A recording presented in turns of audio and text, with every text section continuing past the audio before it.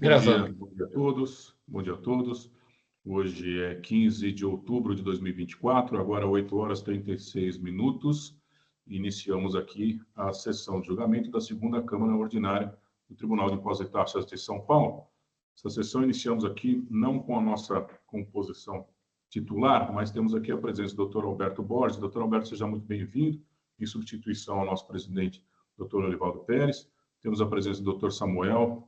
Bom dia, doutora Daniela. Pela representação fiscal, doutor Antônio Carlos Nóbrega Tortello. Receba aqui os nossos cumprimentos. Cumprimentamos os advogados que aqui se encontram, doutor Fernando Nunes e aqueles que eventualmente nos assistam. E cumprimentamos também os que nos dão suporte, Osvaldo, Jailson e Hélio. Senhores, vamos iniciar a nossa sessão aqui. Vamos começar pelo processo Biomax. Biomax Biomassa Limitada, é o auto de infração 5035-262, de relatoria do Dr. Samuel. Então, Dr. Samuel, eu vou pedir a gentileza apenas que faça uma brevíssima apresentação aqui do processo e, na sequência, nós passamos a palavra ao Dr. Fernando, que vai realizar a sustentação oral. Dr. Samuel, fique à vontade. Não, senhor presidente. Inicialmente, bom dia a todos os presentes. Esse caso é apenas uma acusação fiscal, que é crédito indevido do ICMS de janeiro a dezembro de 21, referente ao ICMS calculado pela alíquota de 12% nos DACTs, nos conhecimentos de transporte relacionados, referente à prestação de serviço de transporte prestado por contribuinte optante do regime de tributação do Simples Nacional. Esses documentos foram emitidos pelo transportador MCX Transporte Limitada, e que consta no CADESP que ele era optante do Simples nesse período. Essa é, em suma, a acusação. Acho que o doutor Fernando aí vai poder explorar melhor aí a questão. Perfeito, obrigado. Obrigado, doutor Samuel. Doutor Fernando, o senhor tem 15 minutos, até 15 minutos, para fazer o bom uso da palavra. Fique à vontade.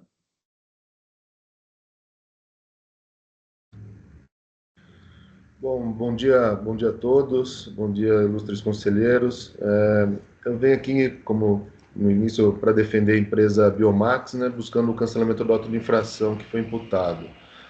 O caso em questão envolve a acusação de crédito indevido de ICMS sobre o serviço de transportes prestado pela empresa MCX. A acusação se baseia na premissa de que a MCX estaria enquadrada no Simples Nacional durante o período de janeiro a dezembro de 2021. No entanto, a análise dos documentos juntados e a legislação demonstram que essa premissa está equivocada.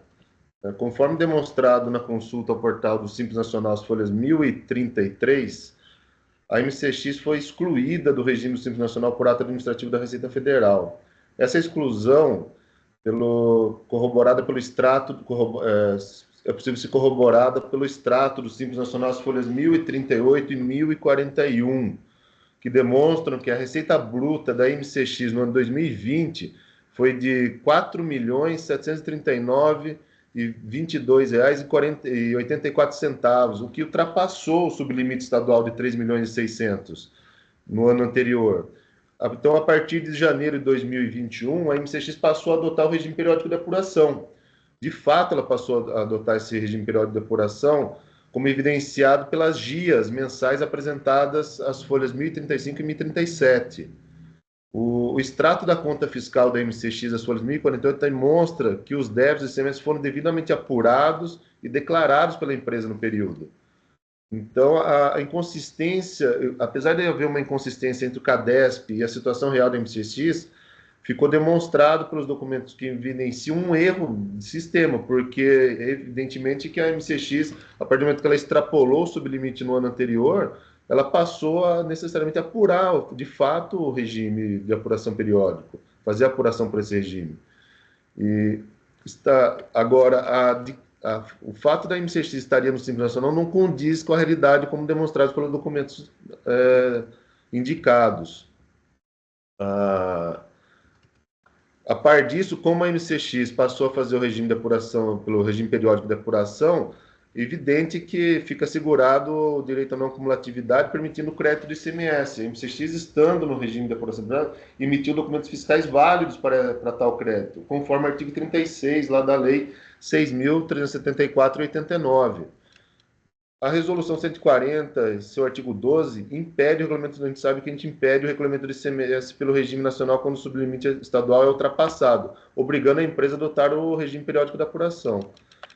A Lei Complementar 123, 155, 123 de 2006 e 155 de 2016 reforçam a obrigatoriedade do sublimite estadual, determinando, ao ultrapassá-lo, que a empresa deve submeter ao regime periódico de apuração, independentemente do enquadramento federal.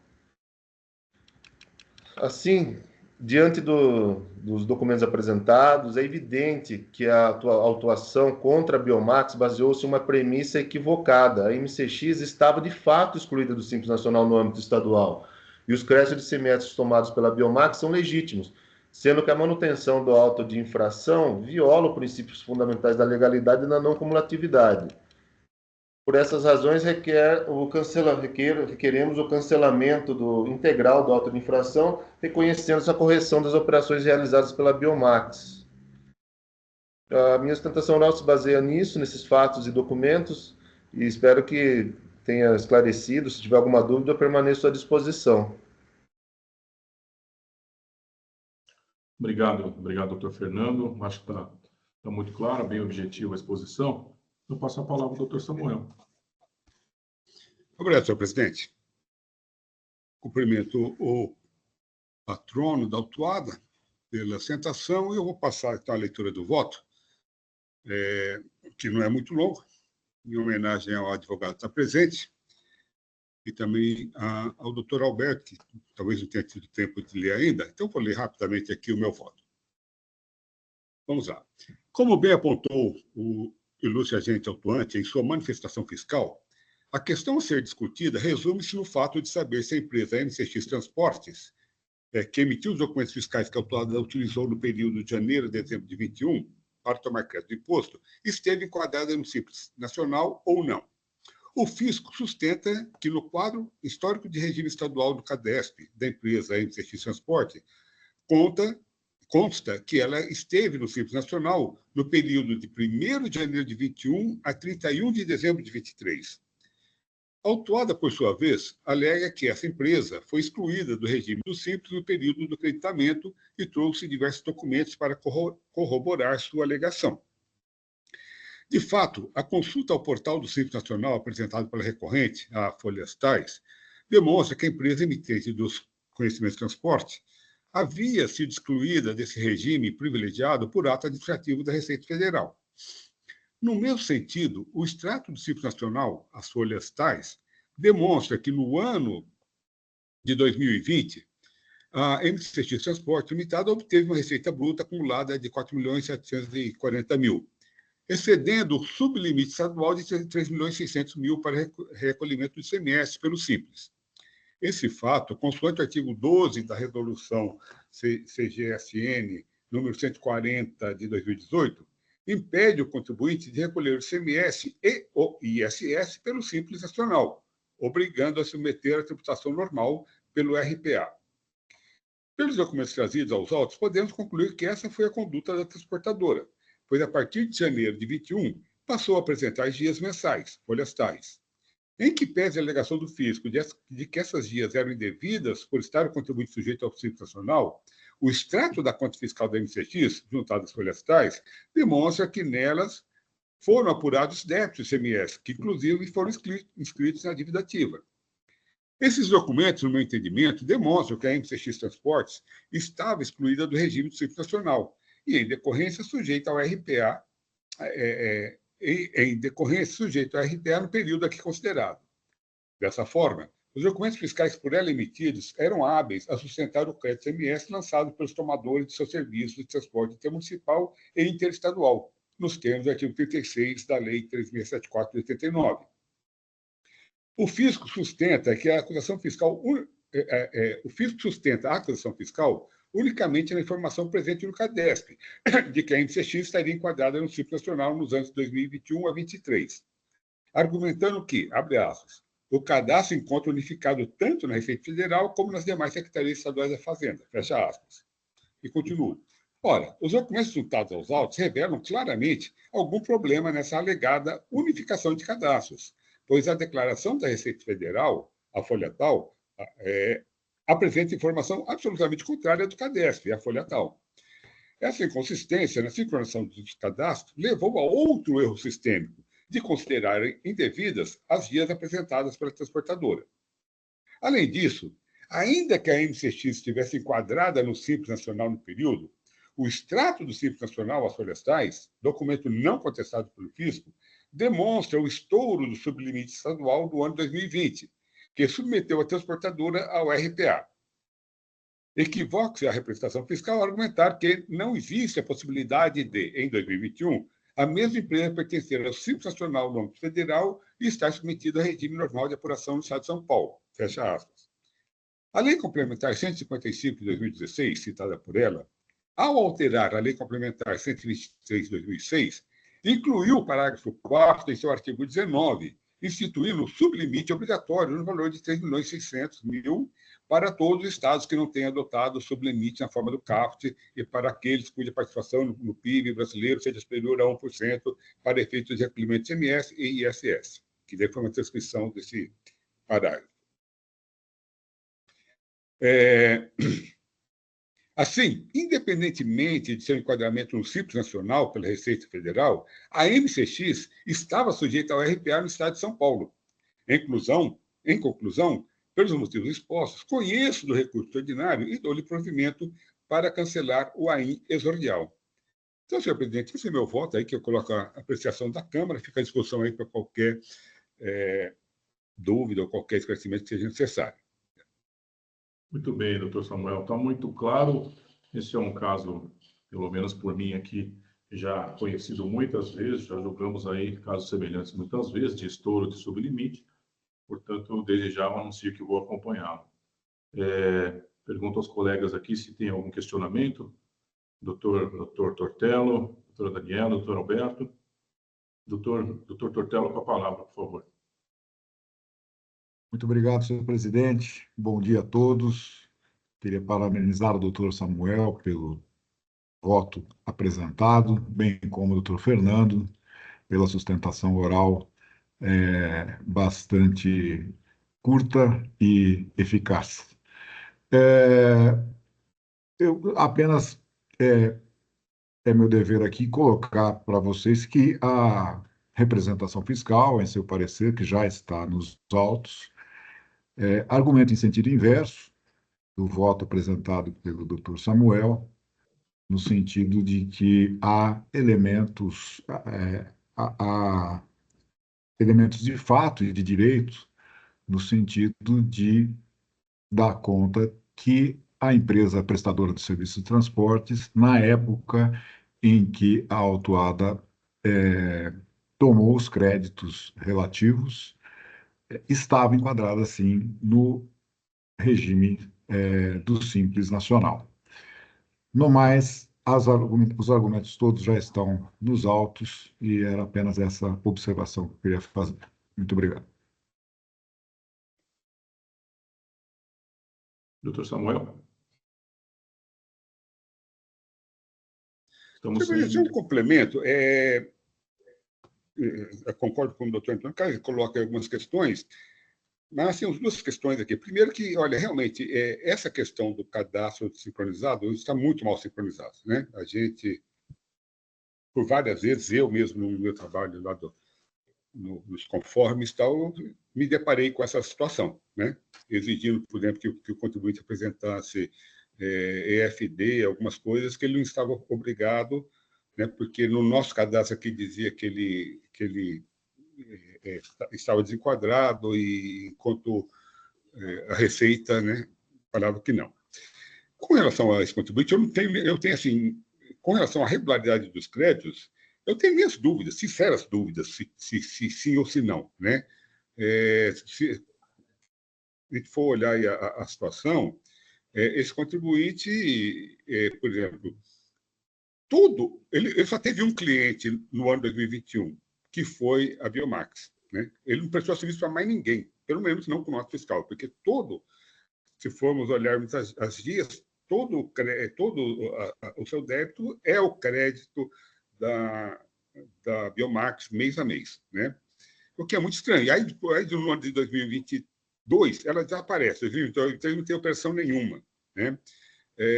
Não pagou nada também desse débito que foi declarado em GIA, né? Então, assim, com relação à regularidade do crédito, eu tenho minhas sinceras dúvidas se ele realmente é regular ou não. A questão é que a irregularidade que foi imputada, essa com certeza não, né? Então, os documentos são aí bastante... Certamente não foi o estouro de receita que o desenquadrou do Simples Nacional, né? Até porque no Simples Nacional ele não foi desenquadrado por estouro, né? Ele era 4.800.000, ele ainda tinha uma gordura lá de 50 mil para isso, né? Eu não sei qual foi o motivo, mas o fato é que ele estava excluído, né, do Simples Nacional por algum ato da Receita. Independentemente disso, como eu coloquei no meu voto, né, existe sim um limite subestadual, né, o sublimite estadual, que é de 3.600.000, que obrigaria ele ao RPA. Então, se o fiscal tivesse talvez procurado um pouquinho mais, como eu olhei, né, como procurei, talvez ele fosse por outro caminho de fiscalização e pudesse achar alguma irregularidade. Certamente, essa irregularidade que foi citada no auto, essa eu não encontrei, certo? Era só esse complemento aí. Muito obrigado, presidente. Perfeito. O doutor Fernando pede a palavra. Doutor Fernando, algum esclarecimento de fato? Sim, senhor presidente, só uma questão que foi levantada sobre, de fato, a MCX prestar serviços no ano de 2021, quando que houve as emissões das notas fiscais, só para a Biomax. Só esclarecer que, anteriormente também, quando ela estava já no Simples, ela também, a maior parte, ou se não toda a prestação de serviço, também era realizada para a Biomax. Então, é uma continuidade do serviço de transporte para a Biomax. Então, assim, eu sei que pode ter causado alguma dúvida, mas se a gente pegar os fatos anteriores, os transportes anteriores, mesmo no Simples Nacional, a empresa MCX também já prestava serviço quase que exclusivo para a Biomax. Perfeito. Doutor Alberto, doutora Daniela, alguma complementação? Presidente, Não, eu acho que fica à vontade, Daniel. eu acho que é uma situação delicada aqui, porque vemos que há alguma questão, porém não é a questão dos autos. Acho que é como o doutor Samuel muito bem colocou aqui no voto dele e na sua manifestação seguida, assim, tipo, o auto, a acusação contida nos autos não se verifica. Outras situações, o fiscal teria que ter visto por oportunidade da fiscalização. Então, não nos cabe aqui, neste momento, avaliar outros pontos que não os postos. Então, eu acompanho o doutor Samuel, assim, tenho dúvida com relação à correção da análise feita pelo colega. Perfeito, doutor Alberto. Perfeito, presidente. Na mesma linha do voto aqui do relator, doutor Samuel, parabéns pelo voto. Eu acompanho o voto e fiz uma consulta também, e tanto ao processo fiscal como até o esclarecimento aqui do processo, ele é bem conciso, né? Ele é pragmático. Que basta uma consulta feita no portal do Simples Nacional, já dá para verificar que o contribuinte ele não era optante do Simples, ele foi excluído por um ato da administração federal. Então, eu acompanho o voto. Eu dei uma consultada aqui e realmente procede. Perfeito. Então, acho que a questão já está colocada. Vou encerrar os debates. Peço aos colegas, por favor, para a verificação do quórum.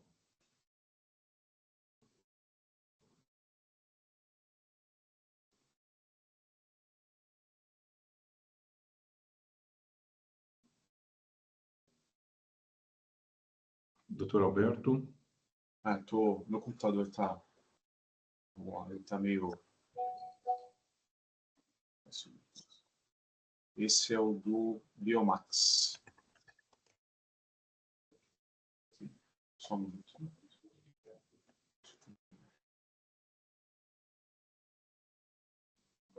Dá uma olhada, presidente. Muito bem. Todos aqui confirmaram presença. Eu passo ao início da votação.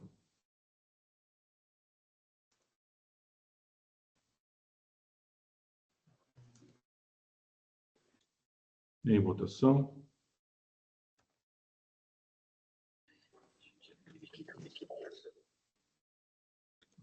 Agora eu não vou mais abrir eu não vou mais abrir aqui o... Oi? Não. Não, nada, não. Então, Nada aqui. eu vou encerrar a votação. Votação concluída. Então, eu formalmente anuncio que, em relação à AIN 5035-262, em que é autuado Biomassa Limitada, processo de relatoria do Dr. Samuel de Oliveira Magro, tivemos aqui, por votação unânime, todos acompanharam o voto do Dr. Samuel, no sentido de dar conhecimento integral ao recurso ordinário e o seu total provimento. Doutor Fernando, obrigado pela sua participação. Eu vou encerrar o julgamento.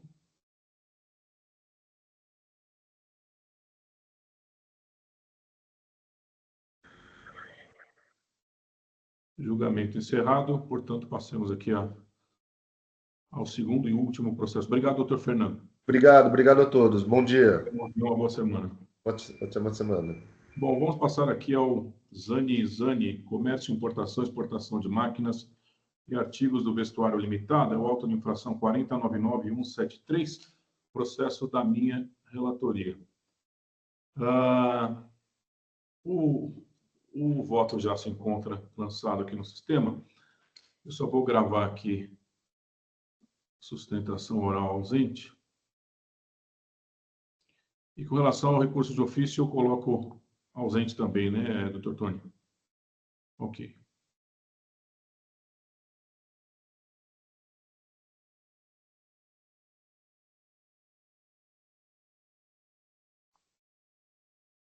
Muito bem, esse processo, rapidamente aqui, é um processo com 7 itens, sendo que nas idas e vindas do processo, restou comprovado o pagamento integral dos itens 1 e 6.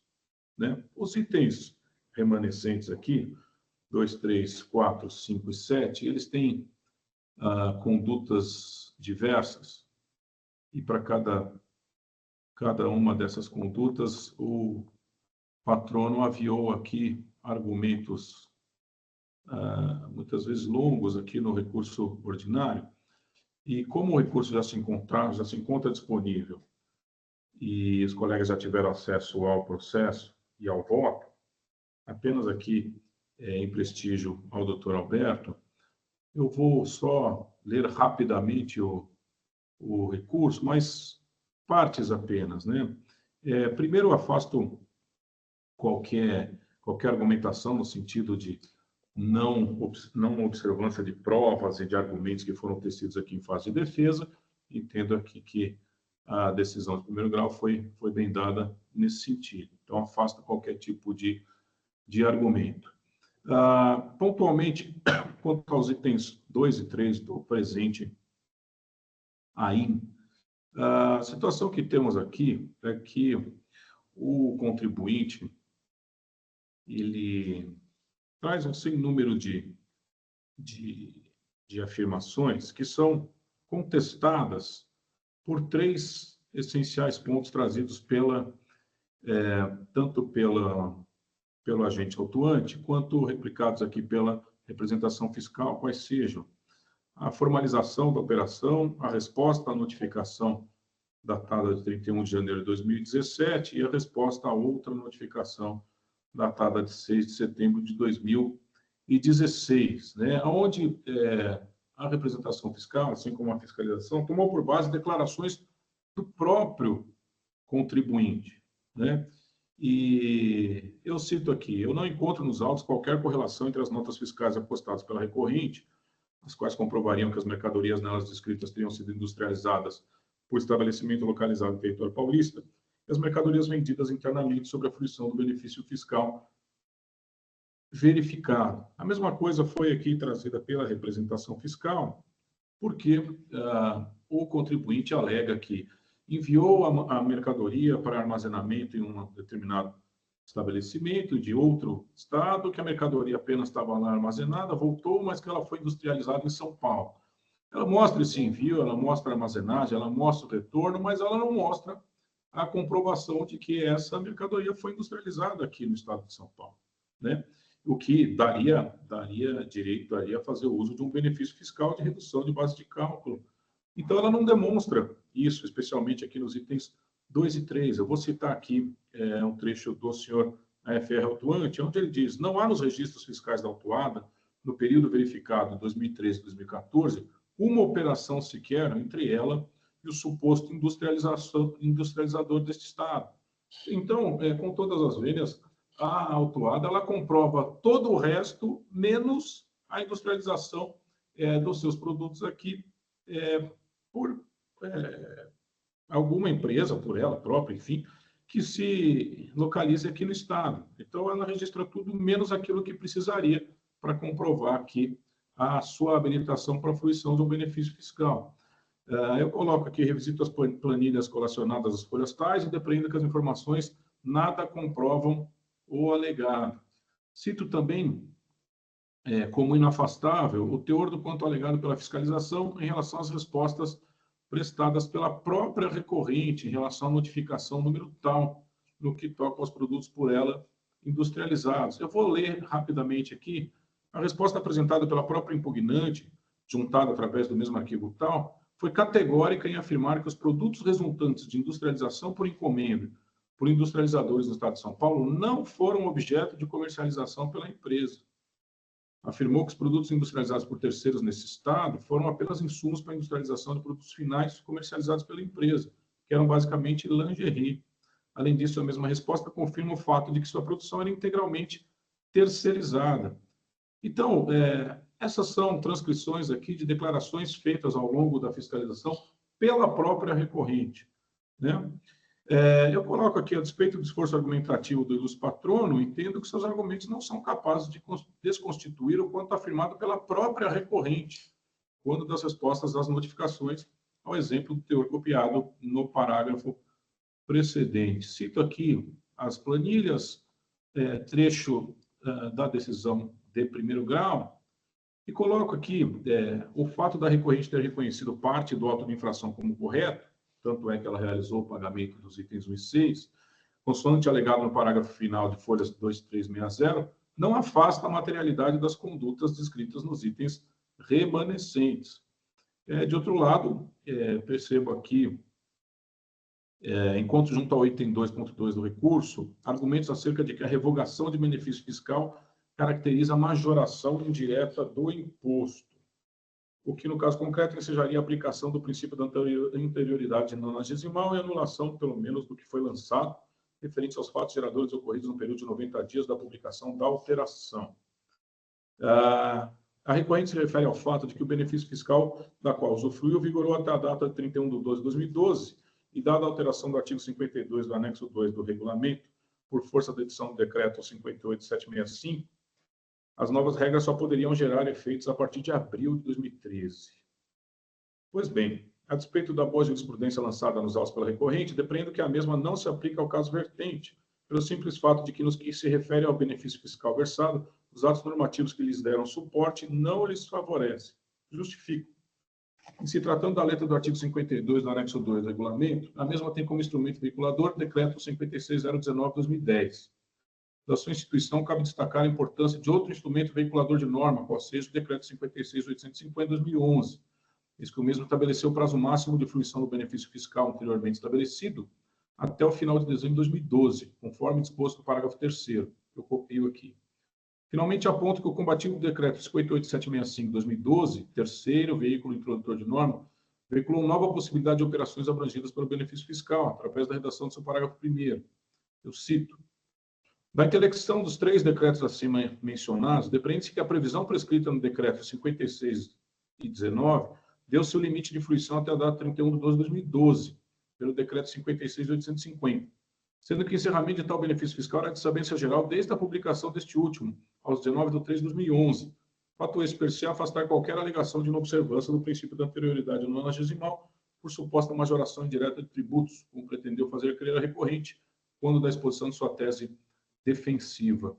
Não há que se falar em surpresa em desfavor da recorrente ou qualquer outro contribuinte, assim como igualmente é falacioso o argumento acerca da majoração indireta de tributo, o que diga-se ocorreria apenas na hipótese de inexistência de prazo pré-determinado para a fruição do benefício fiscal previsto em norma anteriormente editada. Não é a realidade desses autos. Por todas as razões, entendo que os argumentos da recorrente não merecem prosperar. A inaplicabilidade da anterioridade nonagesimal referida junto ao item 2.2 do recurso ordinário é inconteste. Então, os itens 2 e 3 estão mantidos. Com relação ao item 4, as folhas tais, a recorrente reconheceu o erro e apenas se insurge contra a multa, entendendo que não haveria motivo para a manutenção da multa, visto que o recolhimento do imposto foi realizado durante a fase de fiscalização. Estilo, os argumentos não merecem guarida. Anoto que a recorrente busca providência da qual faria jus caso estivéssemos diante da chamada denúncia espontânea, o que não é o caso destes autos. A despeito da mesma recorrente ter tomado a providência do recolhimento do tributo antes da presente autuação, o fato confesso é que tal providência deu-se após o início da fiscalização, que afasta qualquer coincidência com a denúncia espontânea, assim como das prerrogativas dela decorrentes. A multa deve ser mantida. Portanto, a multa do item 4 está mantida. Com relação aos itens 5 e 7,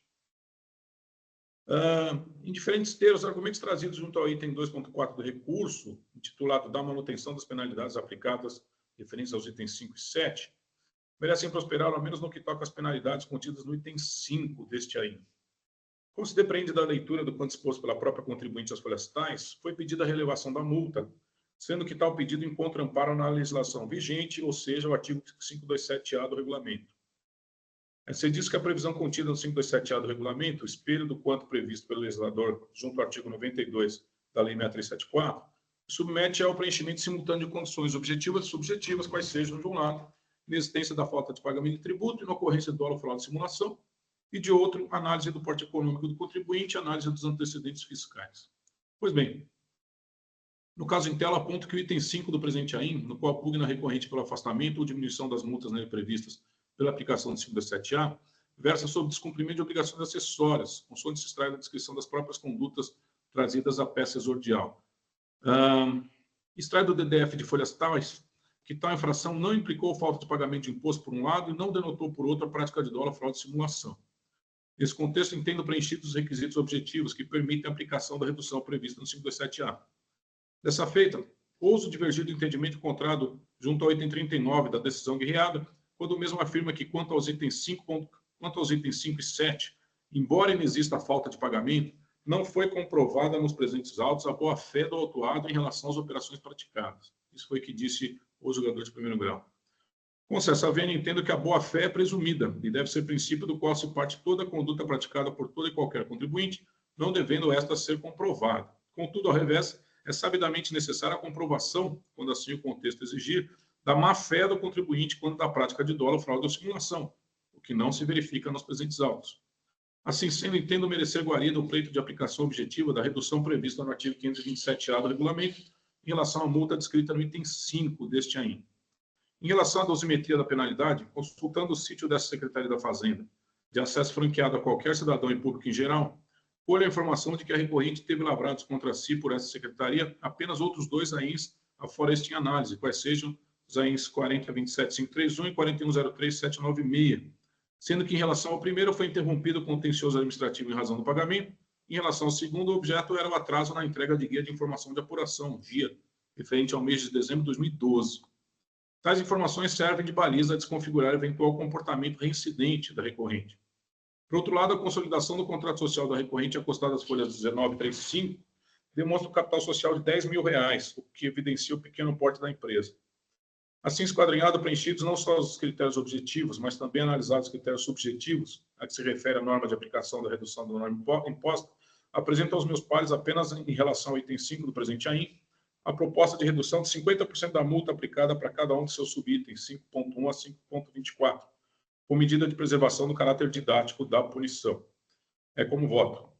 Todavia, extraio da peça exordial que a infração descrita no item 7 do presente AIM foi aplicada nos exatos termos da lei, eis que, consoante a letra da linha B do inciso 7 do artigo 85 da 6374, a penalidade será de multa equivalente ao valor de 50 UFESPs por guia omitida ou portadora de indicação incorreta de dado ou informação econômico-fiscal, não sendo passível, pois, da redução prevista no artigo 527-A, não cabendo ao julgador afastar comando válido, vigente e eficaz, vedação referida no artigo 28 da Lei 13.457. Entendendo bem aos que entendem em sentido contrário, essa é a interpretação que faço da norma do caso concreto, qual seja, de inaplicabilidade da redução pretendida pela recorrente junto ao item 7 deste AIN. Multas mantidas consoante originalmente lavradas. É como decido. Então, a multa do artigo do item 7 eu estou mantendo, a multa do item 5 eu estou propondo a redução de 50%. Não menos importante, o contribuinte questiona a multa, né, o valor das multas, tal. Eu digo que confiscatoriedade das multas, que eu sou sensível a esse argumento, mas não podemos afastar a multa válida vigente e eficaz pelo 28 da nossa legislação. Com relação às taxas de juros, né, na atualização da multa, eu incorporo aqui trechos da razão da decisão monocrática e cito também, claro, a súmula 10, né, que definiu aqui, primeiro que definiu o limite, né, todo crédito tributário decorrente de AIN deve ser limitado à taxa Selic, como bem aplicado pelo julgador de piso, tal. Tá bom. Cito a vinculabilidade das súmulas pelo artigo 52 da 13.457. Então, com relação ao recurso ordinário, eu conheço do recurso ordinário da contribuinte e a ele dou parcial provimento, apenas para fins de aplicação da redução prevista pelo artigo 527-A em relação às multas aplicadas ao item 5, reduzindo-as a 50% do valor inicialmente lavrado. Quanto ao recurso de ofício, eu cito aqui trechos das razões do recurso de ofício. Constato que a representação fiscal entende pela correção do quanto decidido pelo julgador, que tinha dado parcial provimento à defesa apenas para fins de aplicação da Selic. Então, a representação fiscal é favorável, assim como eu. Portanto, diante do exposto, de tudo do quanto dos autos se verifica, conheço do recurso ordinário para dar-lhe parcial provimento para o fim exclusivo de redução de 50% do valor das multas escritas em todos os subitens do item 5 deste AIN, devendo ser respeitada a regra veiculada pelo parágrafo 2º do inciso 9º do artigo 1º da Lei 16.498.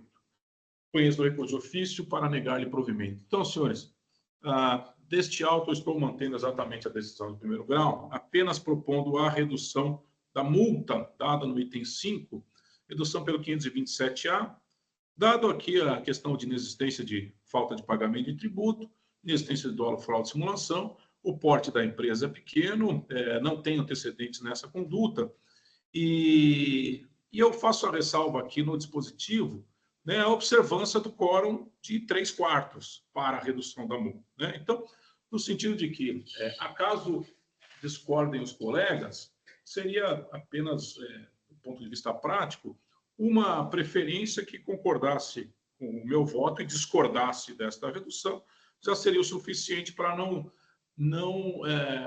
se cumprir o quórum de 3/4, né, previsto aqui na nossa legislação, que evitaria do processo ir e voltar para uma vista, enfim. Mas, toda sorte, esse é o voto que eu coloco aqui à discussão dos meus pares.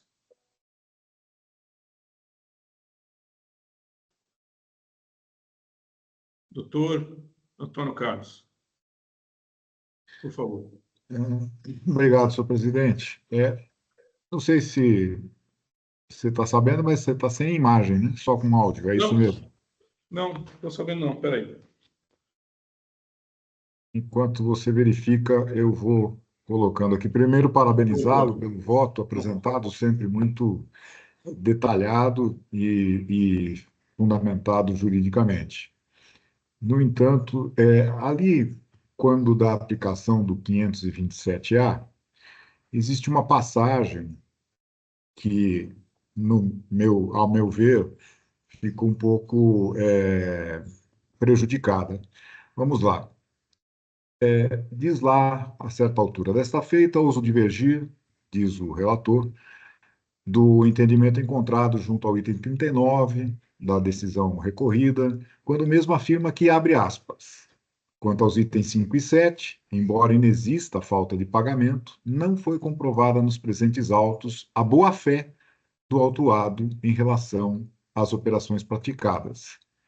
Para emendar o digno doutor relator, concessa vênia, entendo que a boa-fé é presumida e deve ser princípio do qual se parte toda conduta praticada por todo e qualquer contribuinte, não devendo esta ser comprovada.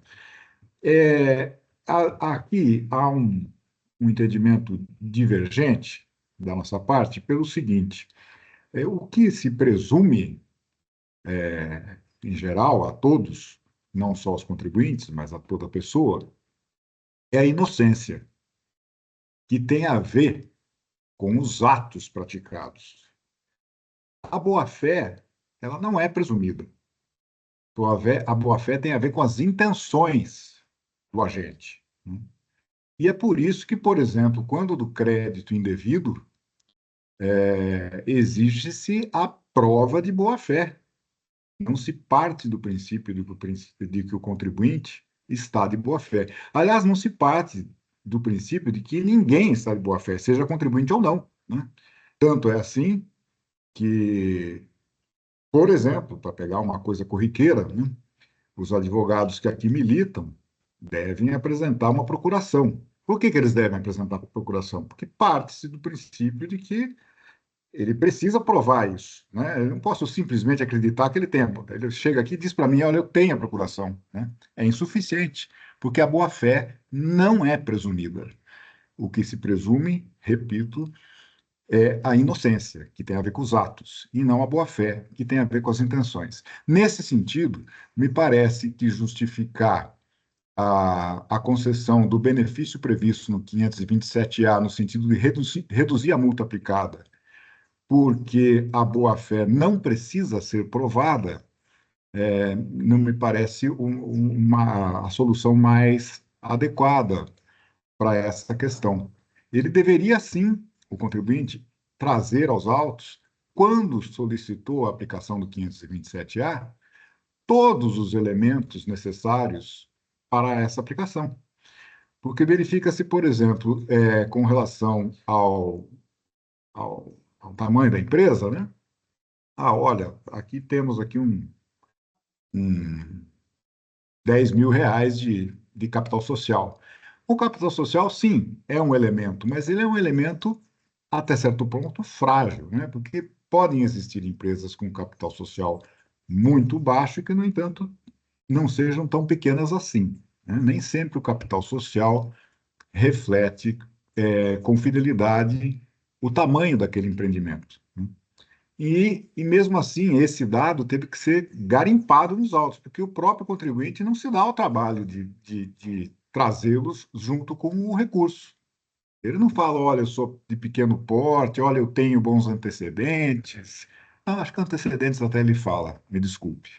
Mas, enfim, ele não traz os elementos objetivos e nem subjetivos que pudessem, resultar na concessão do benefício do 527-A.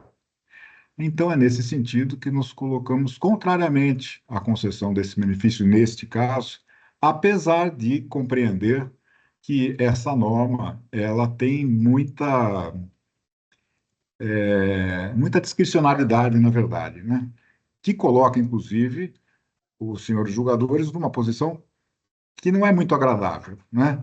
Quer dizer, porque 50% e não 60% de desconto, né? Essa questão é sempre tormentosa toda vez que se fala em 527-A. No entanto, nesse caso, não é disso que eu estou tratando mais dessa outra questão da necessidade do contribuinte provar, o cumprimento de todos os elementos exigidos na legislação, para a redução da multa, coisa que ele, no nosso entender, não fez. Era isso, senhor presidente. Muito obrigado. Perfeito, doutor Antônio Carlos. Só um contraponto. Na verdade, eu não estou propondo a redução com base na não comprovação de boa-fé ou na comprovação de boa-fé. Está muito claro ali que eu disse que, sob a minha perspectiva, foram atendidos os critérios objetivos e subjetivos, quais sejam a inexistência de falta de pagamento de tributo, a inexistência de dolo, fraude e simulação. Esses são os objetivos. Com relação aos subjetivos, realmente existe sempre ali um dissabor quanto à dosimetria, se para mais ou para menos, mas de forma alguma eu estou concedendo, não estou concedendo, estou propondo a aplicação do 527A pela boa-fé. E mais, esse foi um tema do debate do evento realizado pelo TIT, junto à Ciesp, não sei se todos estavam presentes, onde a palestra foi proferida ali pelo Dr. Zalaf, e também levantou a discussão junto ao presidente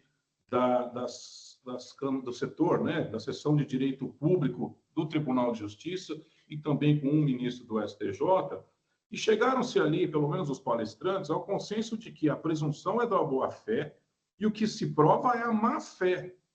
Inclusive, fez esse comentário de, olha, o kit boa-fé devia chamar kit má-fé.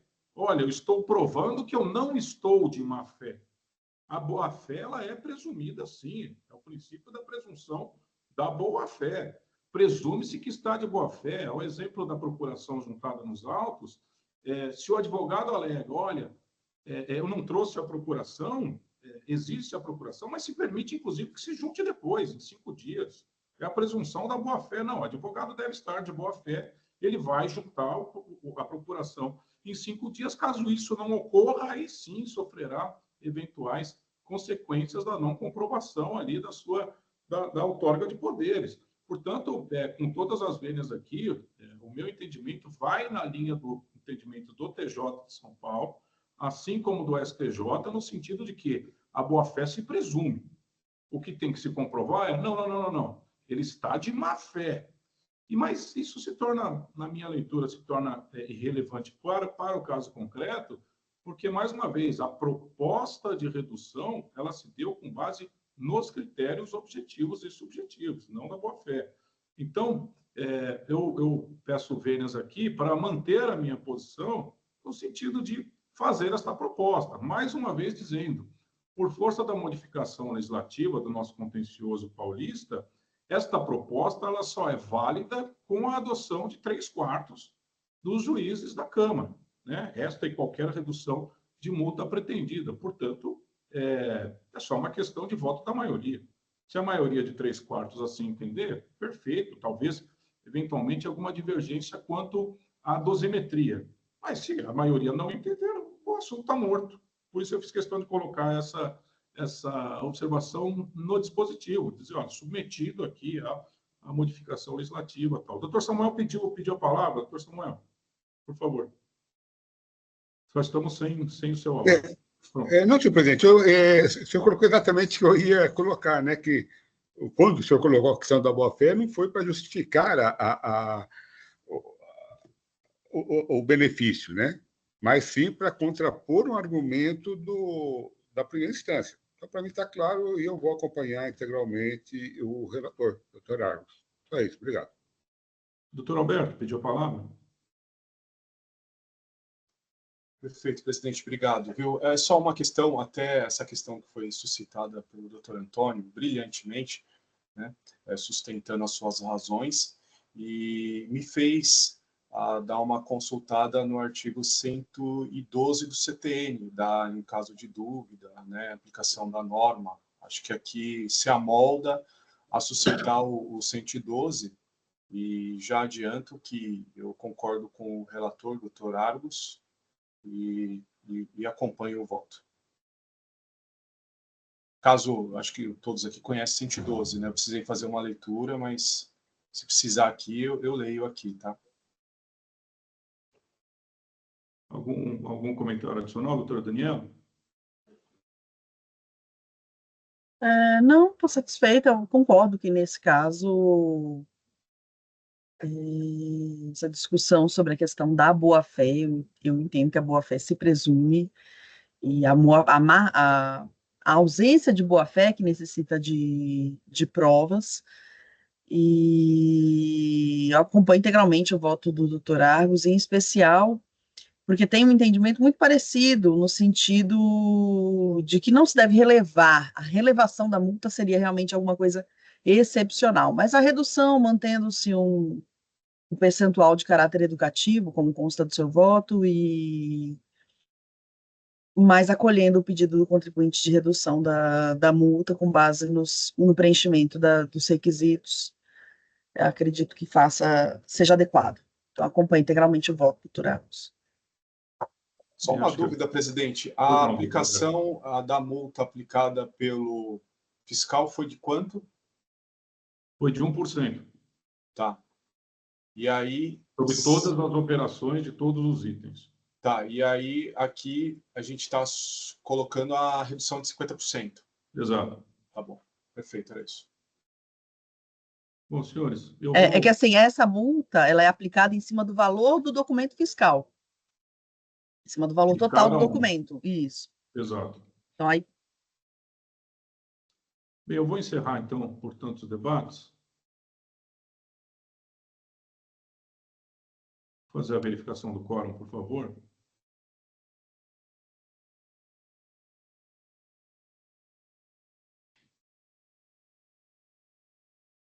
Ok.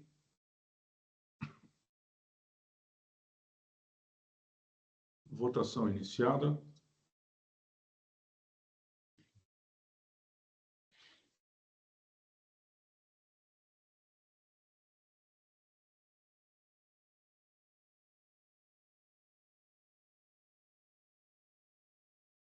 Votação encerrada.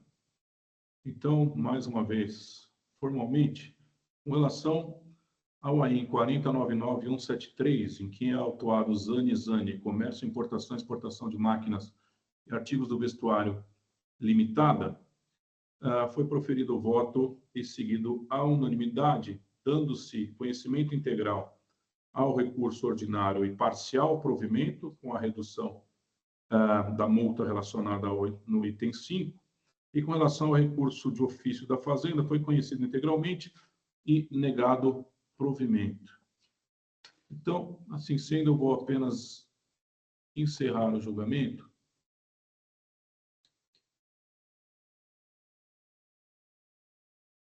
Muito bem, ainda que eu tenha anunciado no começo e advertido pelo Dr. Samuel, foi previsto aqui que a nossa sessão seria relativamente rápida, o que efetivamente aconteceu. Portanto, eu agradeço aos colegas aqui, agradeço à representação fiscal, o Dr. Tony sempre com seus comentários, suas intervenções absolutamente ricas e necessárias aqui ao debate. Agradeço a presença dos meus colegas, Dr. Samuel Daniela. Cumprimento e agradeço aqui a presença do Dr. Alberto Borges, que veio aqui gentilmente substituir a ausência do nosso presidente, Dr. Eurivaldo Pérez. Cumprimento aqui todos que nos assistiram e peço ao Oswaldo, que sempre nos dá suporte, que, por favor, encerre, dando por fim aqui esta sessão ordinária da segunda Câmara de Julgamento do Tribunal de Impostos e Taxas de São Paulo, realizada aos 15 de outubro de 2024. Encerramos agora às 9h30 da manhã, desejando aqui uma excelente semana a todos. Oswaldo, peço a gentileza do encerramento da sessão e o cumprimento a todos.